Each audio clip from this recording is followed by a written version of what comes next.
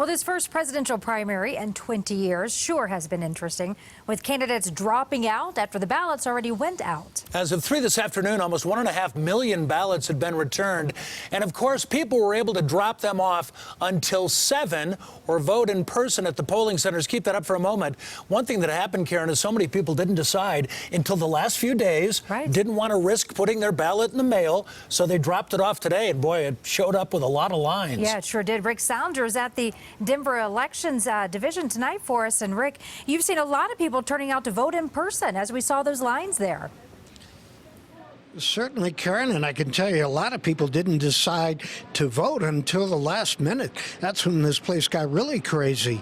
And right now they're busy counting the ballots. One thing we have learned today is that the presidential primary, after all these years of caucuses, is very popular indeed. Ballots coming in until the last minute as the polls closed at 7 p.m. There was no time to lose as people rushed to cast their ballots in person. They brought them to the various ballot boxes around the city.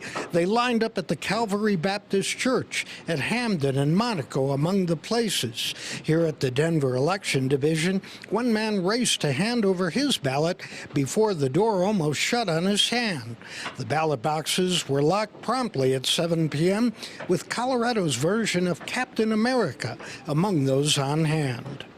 Well, I'm out here to try and give everybody a high five for every ballot. There's nothing as American as getting out here and letting your voice be heard at the polls, and I was just honored to get to be part of this wonderful experience with everyone tonight. People were dropping off their ballots right up until the very brink of 7 o'clock, and I couldn't be more proud of my home state. Well, I think that is fair to say. It is patriotism personified by him wearing that Captain America costume. They are going to be counting the ballots here in Denver until midnight tonight, and right now it's the same here as around the state. It's the Bernie show, at least on the Democratic side. Rick Salinger, CBSN, Denver.